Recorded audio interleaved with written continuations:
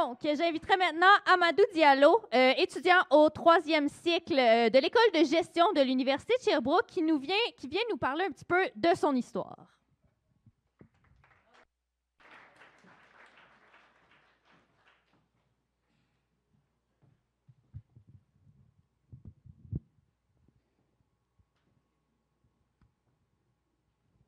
Allô, bonsoir à tous. Vous voyez, je me mets la pression pour vous présenter mon histoire, comme elle a dit, parce que c'est quelque chose qui me passionne. Et l'histoire, c'est quoi?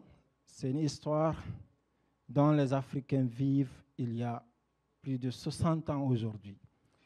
Après les indépendances, on pensait que la solution y est, parce que l'Afrique, c'est un continent qui est doté quand même de beaucoup de ressources.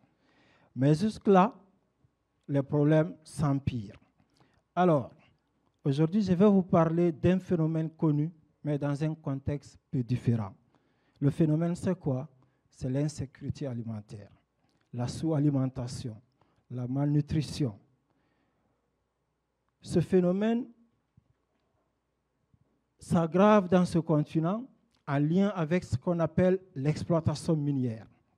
De côté, le pays il est béni parce que tout le monde entend parler que l'Afrique, vous voyez les grains, il y a de la nourriture, pas de la nourriture, mais il y a des ressources naturelles. Et cette ressource naturelle est de nature brute, elle n'est pas exploitée sur place. Il y a la présence des usines internationales qui exploitent. Mais par manque de développement, par manque de technologie, on est obligé d'importer, aller produire ailleurs. Et ce qui revient à l'Afrique est très peu.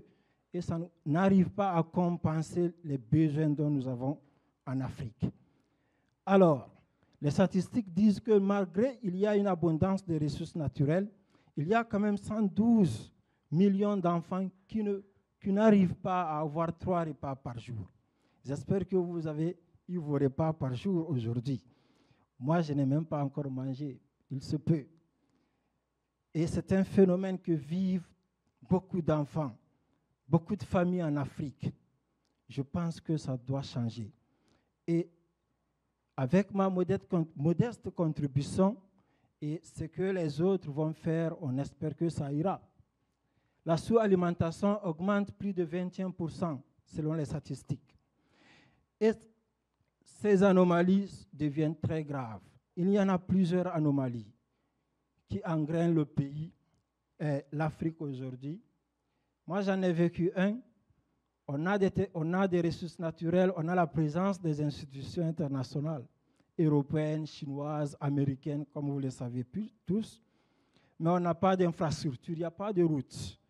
Moi, je marchais 5 kilos pour aller à l'école. Imaginez ce que ça fait. Sous le soleil. Ici, il y a les bus un peu partout. Quand je suis arrivé au Canada l'année passée, c'était vraiment imaginable. Je ne pensais pas, quand même, j'entendais, je connais parce que j'ai étudié le développement, ça existe.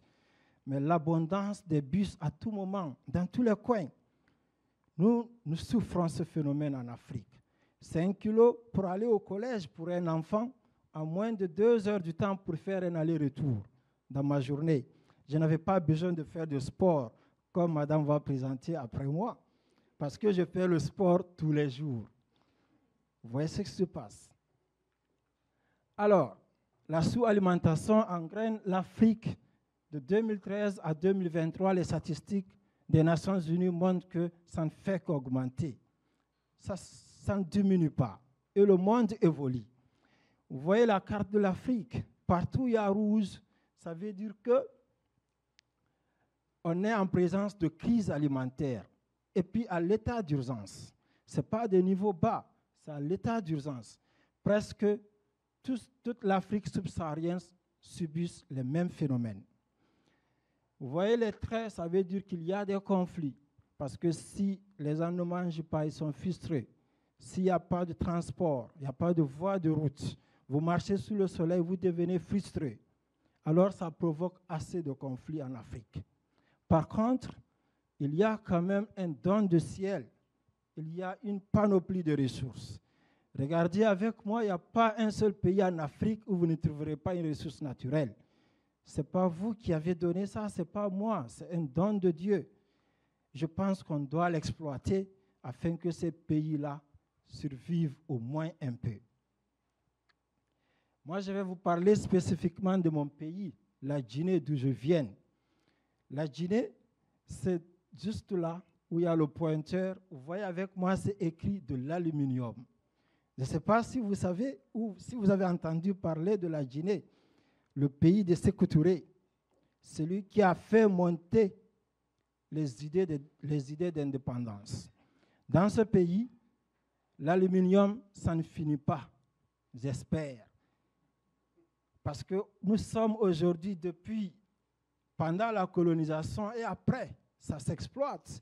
Et ça n'a pas changé. Jusqu'à date, on est le premier producteur de bauxite qui est transformé en aluminium et le deuxième exportateur de l'aluminium après l'Australie. Et jusque-là, on continue à souffrir. Aujourd'hui, moi, mon sujet, c'est quoi?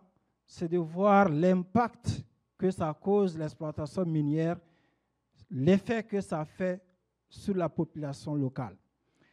Parmi les effets, il y en a plein, mais j'ai pris juste les effets majeurs.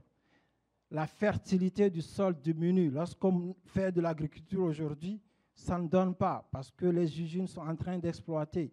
Ça diminue la fertilité de la terre. La pollution de l'environnement, ça ne finit pas. La cherté de la vie, malgré la présence, il y a un peu de routes, un peu d'écoles, mais la vie devient chère lorsqu'on exploite une localité. Et puis les gens migrent parce que vivre là, c'est compliqué. On n'a pas assez de revenus pour vivre ici.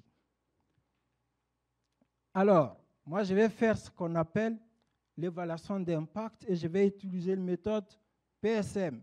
Cette méthode est appliquée dans le contexte de l'extraction minière. Ce que je vais faire, c'est d'essayer de trouver ce que souffrent ces populations locales. Ça, c'est la carte de la Guinée. J'ai pris deux groupes. La zone nord-ouest, c'est la partie où on exploite beaucoup plus la bauxite. Et dans cette ville, dans ces différentes villes, bien sûr, les gens souffrent. Mais de l'autre côté, c'est quand même 35% de notre PIB. On ne peut pas dire stop, arrêter l'exploitation. Il y aura un grand impact aussi sur le pays. Et donc, je vais prendre un autre groupe dans la zone sud et je vais appliquer la méthode. Je suppose qu'ils ont les mêmes caractéristiques, mais la seule différence, c'est la présence des zones minières. Ici, on exploite, ici, on n'exploite pas. Je vais faire la méthode, essayer de trouver l'impact. Quand je vais déterminer la nature de l'impact, je vais analyser, essayer de quantifier la compensation. On sait que la compensation, peut-être, ça va être redistribuer les ressources, les impôts, les taxes que payent ces usines. Peut-être il faut construire encore plus des routes, ajouter le nombre d'infrastructures qu'il faut, ou peut-être il faut donner des services gratuits. Tel est mon objectif. Jusque-là, je cherche à comprendre ce qui se passe, parce que je sais que les entreprises là payent des impôts quand même. Mais pourquoi la population locale n'en bénéficie pas? Qu'est-ce qui se passe à l'intérieur? Donc, tel est mon objectif. Je vous remercie.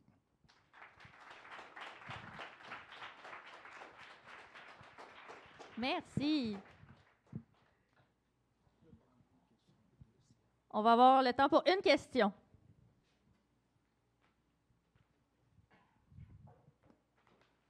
Pas de question? Vas-y.